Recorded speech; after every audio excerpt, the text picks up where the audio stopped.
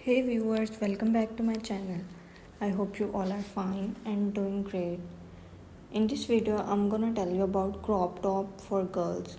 Crop tops are a type of shirt that typically exposes the midriff area of the body. They are popular among girls and women for a stylish and trendy look. Crop tops come in various styles, lengths, and designs, making them versatile for different occasions.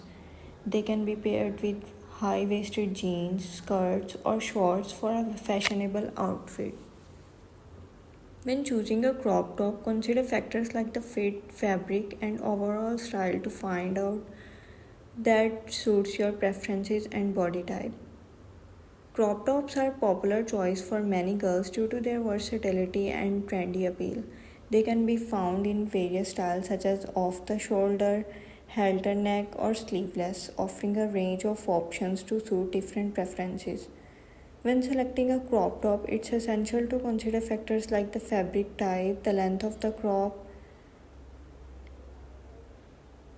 These factors can help you choose a crop top that match your style and comfort level. If you have any specific preferences or need more information about crop tops, feel free to ask for further details in a comment section.